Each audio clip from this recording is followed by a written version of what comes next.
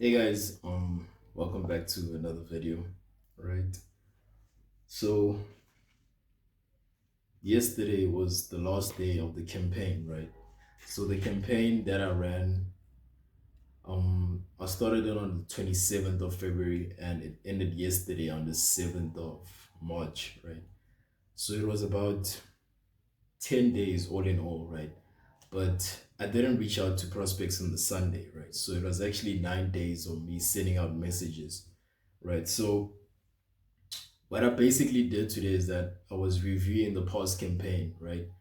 And yeah, my findings are right here, right? So I just want to share them, man.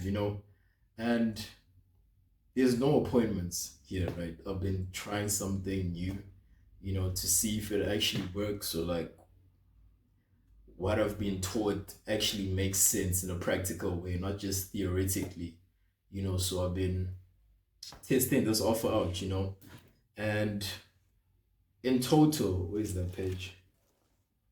In total, I reached out to 1,700 prospects, right? And from those 1,700s, I got a bunch of responses, right? Some were negative, some were positive, but the positive ones I got 15 responses, which is a pretty good rate, if you ask me. I'm not an expert or anything like that, but 15 positive responses.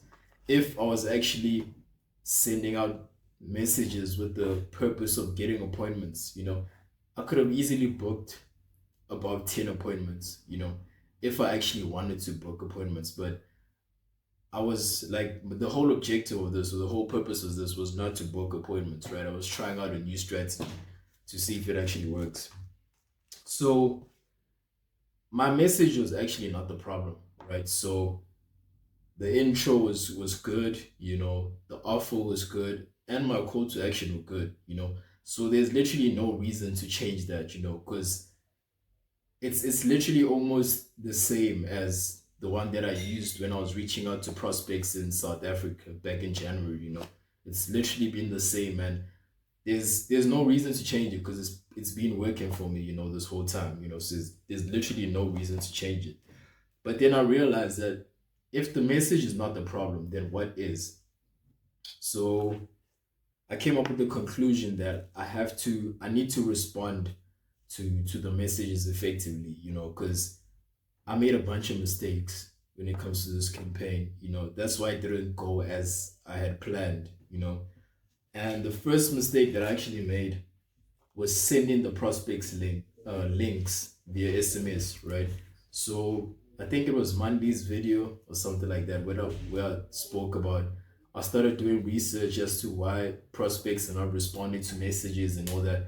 And it made sense that when you send someone a link via SMS, immediately they just think that you're trying to scam them, right?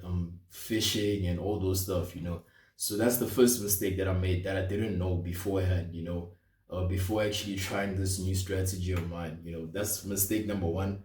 And mistake number two was actually sending prospects paragraphs, So after they'd respond like positively, I'd send them like a paragraph, and that doesn't make sense because when like I actually put myself in the prospect shoes after that, like when I was actually thinking about it, I'm like, okay, if I actually had to receive a message like this, I wouldn't respond to it, because I just thought it was too long, it had too much information in it, So that was mistake number two, and basically those were my two big mistakes when it comes to to this campaign, right?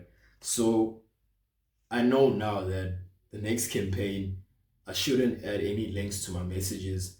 I should actually engage with the prospect and be as human as possible, not just sending a paragraph as like I'm a robot or something like that, So all I have to do is just learn from these mistakes and make sure that I don't repeat the same mistakes when I do my next campaign, Because hey, it's not easy, man. It's not easy.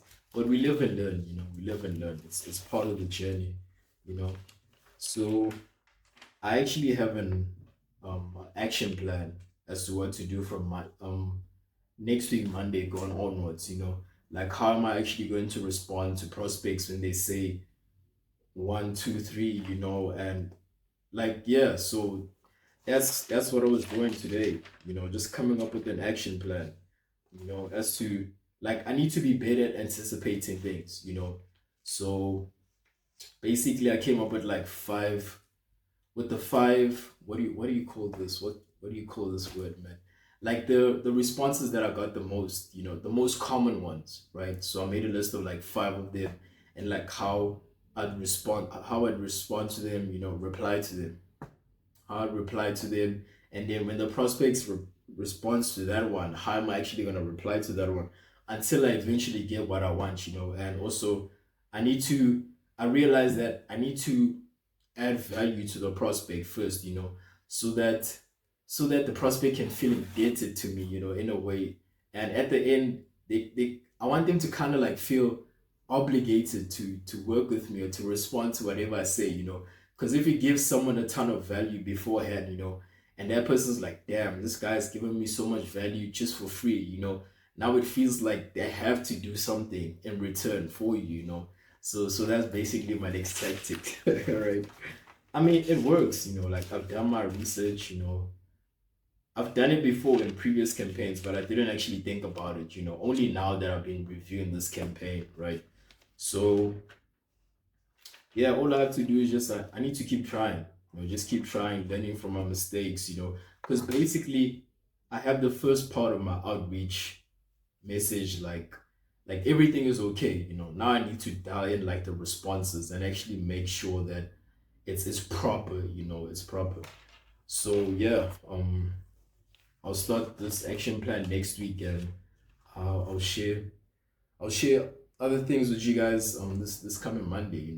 It's Friday today. It's day 30, no, day 54 of the challenge, right? Yeah.